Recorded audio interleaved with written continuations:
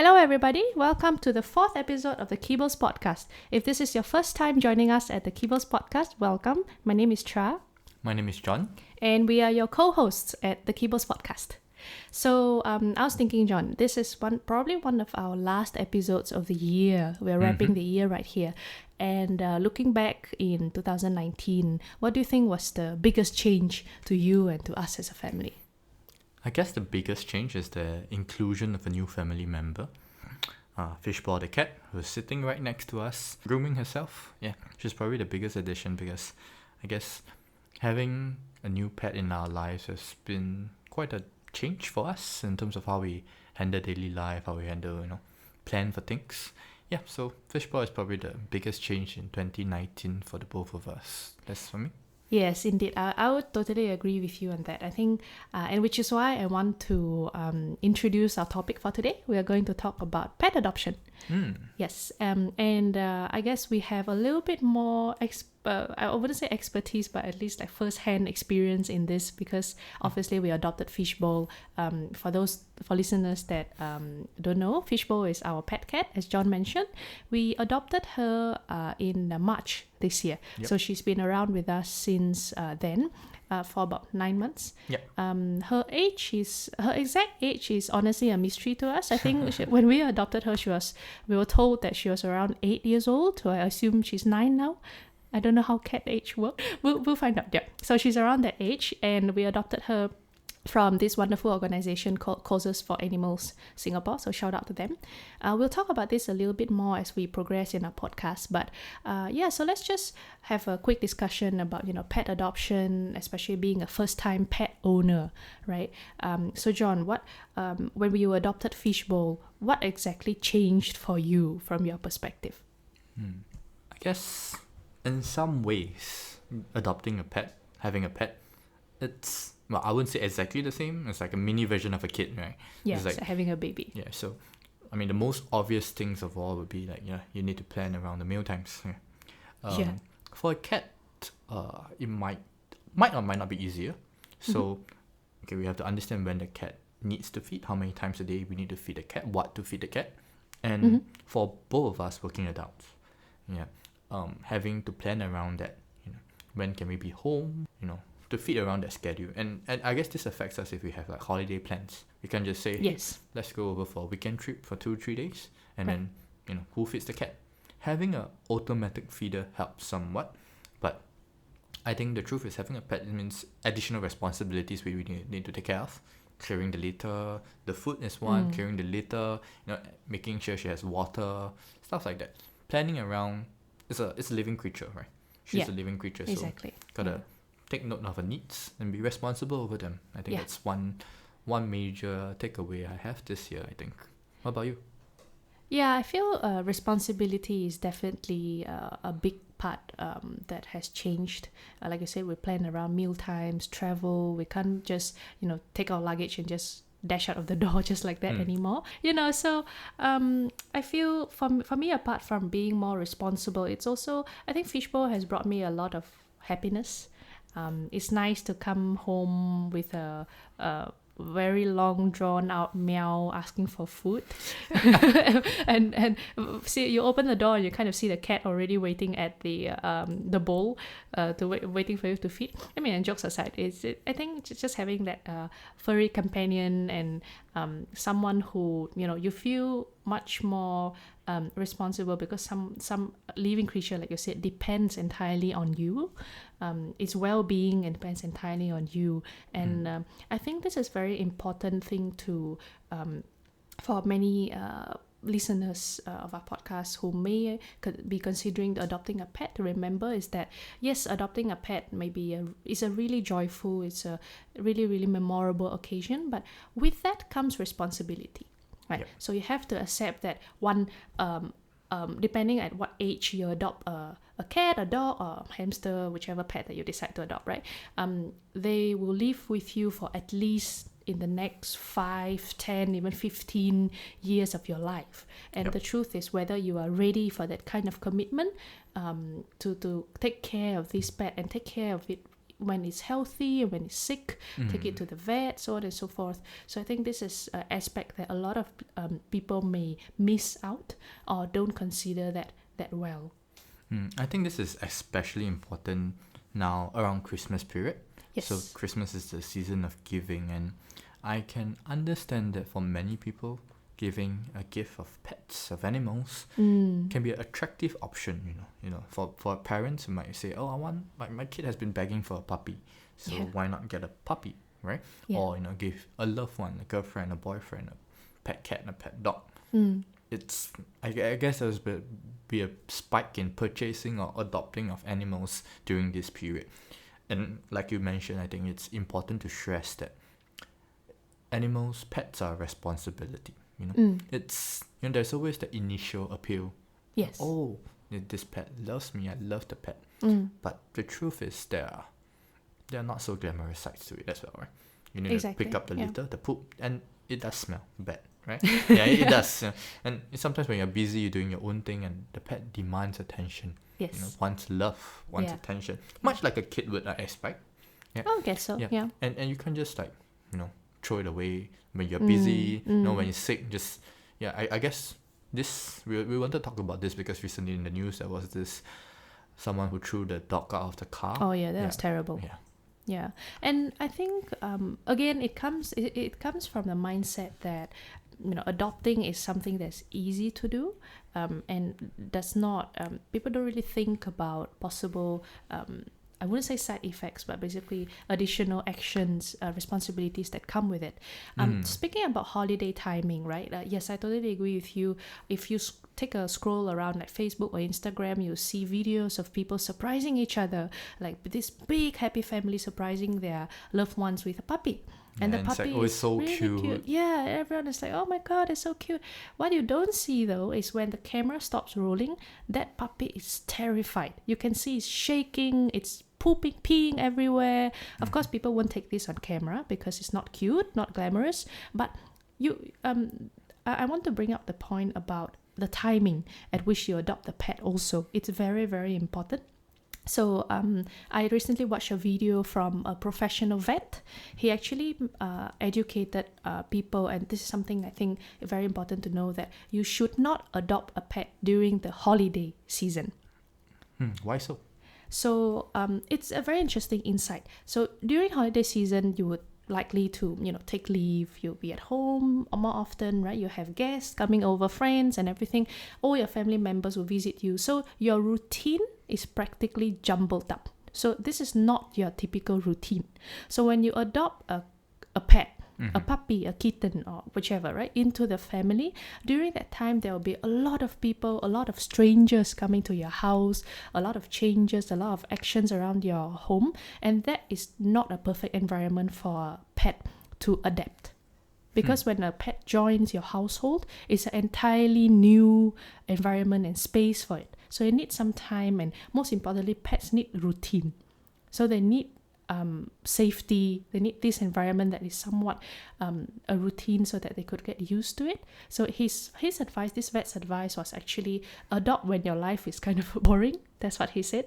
But it means that adopt when your life is in a perfect routine. So at least during the first few months, the pet can adopt to the rhythm of your household. I guess from what you're saying, there's actually two things here, right? One is the environment, right?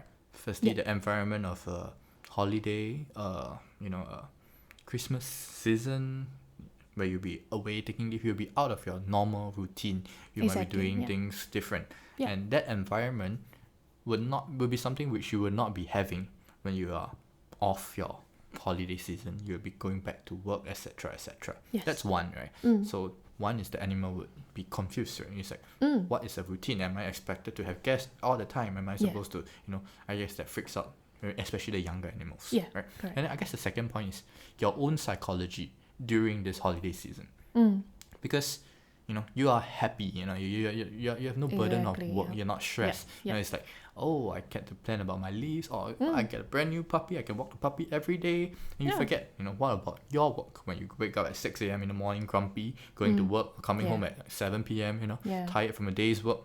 That is when life, it's at its usual pace, a routine, Exactly, right? yeah, And that is yeah. when your psychology is different. That's when are you able to take care of animal at those lower points, I guess, Yeah. of your life. Not just high happy moments, Yeah, just, but more boring, slightly yeah. So mundane. I guess this is the moments. two main things that you should be aware of during this holiday season. Yeah, totally agree. So I think, in summary, please consider very carefully before adopting a pet. It's a huge responsibility, and try to adopt them when your life is more like a routine. So I think that's the best advice that I've ever gotten from an expert. For Fishbowl, we actually went around that path. So we adopted her right after we came back from our annual leave in March from our trip.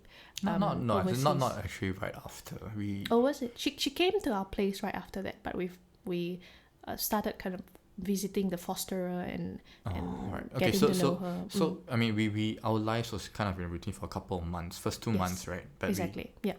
slowly we had a period where she came over, not officially adopted. Yeah. Kind of tried to see whether she was able to fit into our routine and we could accept her in our routine, etc. Yeah. And actually, that's a really nice segue into our next segment. So let's talk about the adoption process. So I think both of us have always believed in, if we were to have a pet, we would adopt it from a local shelter. Right. Yep. So again, shout out to Causes for Animals Singapore. I think they're doing really great work and very important work in rescuing and rehoming stray animals. That includes cats, that includes dogs. So for Fishbowl, she was unfortunately abandoned by her previous owner under the HDB block, and some kind passerby actually noticed that she didn't really look like other stray cats. She looked very lost. So fortunately, she was rescued, and that's how we adopted her. So let's talk a bit about the process, right? Sorry, before that, I'd just like to point out. So if you're not aware, a domestic reared cat, like a pet, and a stray cat are actually very different in terms of their behavior.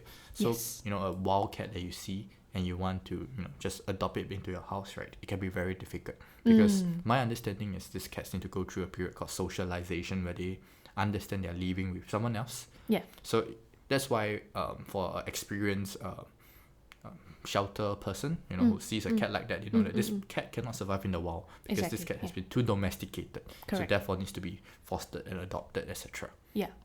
Yeah. So I guess some things to think about.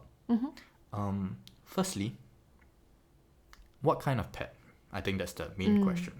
So some people point. are dog animals.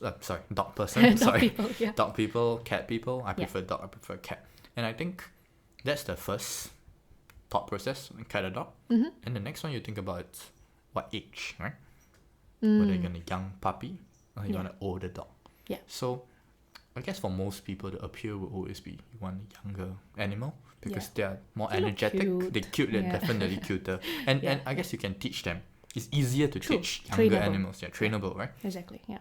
So I think it's important to understand where you are in your life, I guess. The That's stage what I of your would life, correct. yeah. So for us, Fishbowl, she's firstly a cat, and she's an older cat.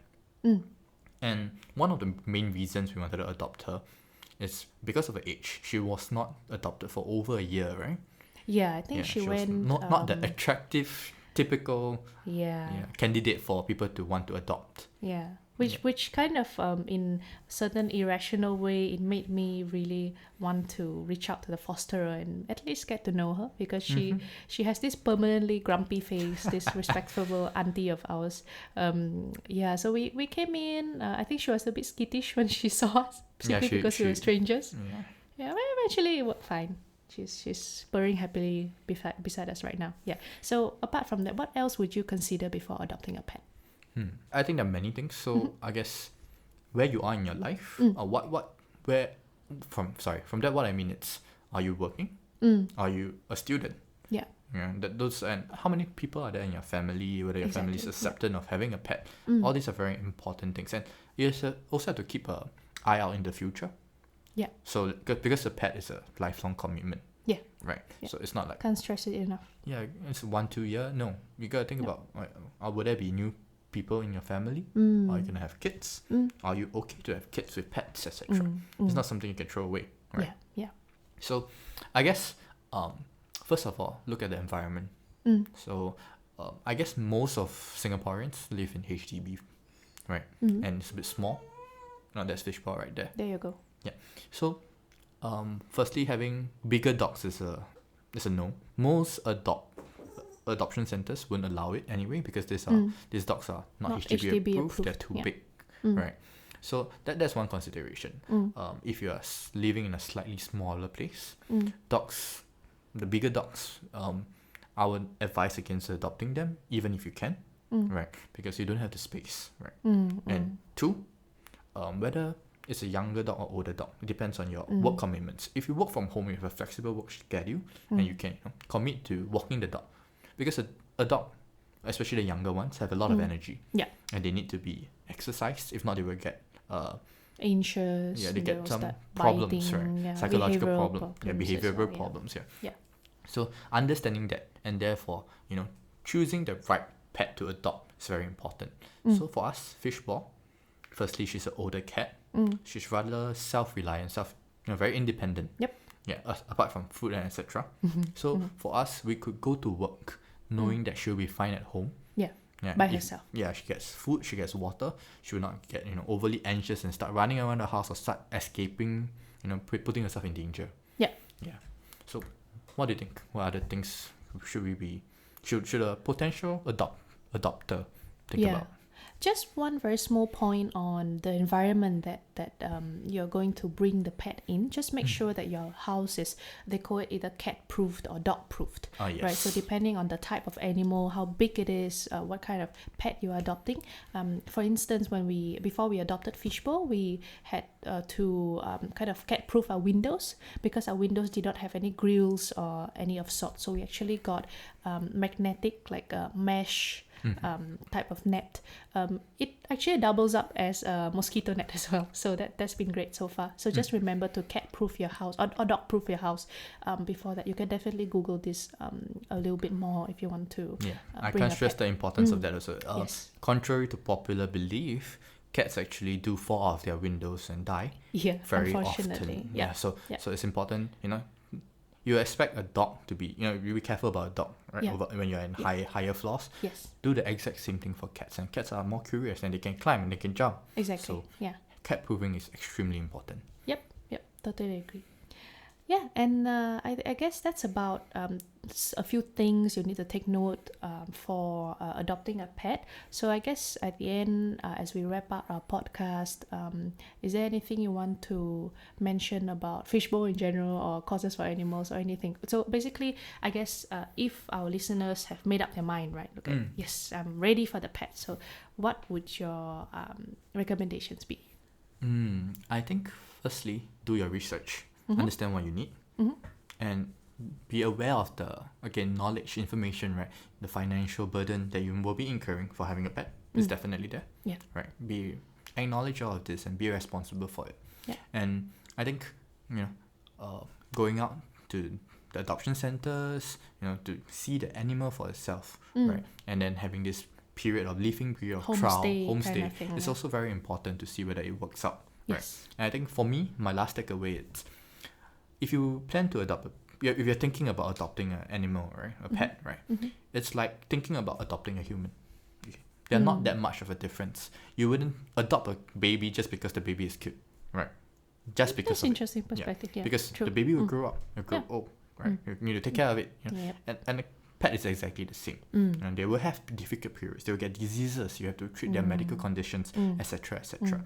So be aware of that. So what about you? Any last thoughts about this? No, I think it's beautifully summarized. So we hope that we were able to provide a little bit more of nuggets of information for if you're considering adopting a pet. If you already own a pet, well done. I think owning a pet isn't easy at all. And also just finally shout out to all the shelters and rescue centers that are doing a great job as well. Sorry, one more thing. So if you are unable to adopt or get a pet now, right?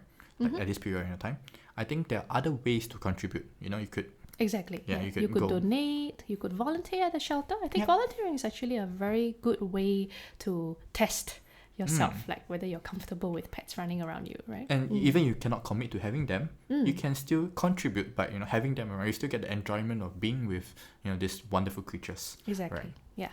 So yes, the best way is to adopt, to rescue an animal, but you can donate, you can volunteer, you can always understand more, know more about the process of adoption, and you never know, you might meet your fur kit one day and become an excellent pet owner. So that's it. We are wrapping up this really great episode right here. Unfortunately, Fishbowl has run outside to drink water or poop. I'm not so sure. We'll check. But she definitely says hi, and thank you for listening. Yep. We'll see you soon. I wish everyone an early Christmas and a Happy New Year. Merry Christmas and Happy New Year. Goodbye. Cheers.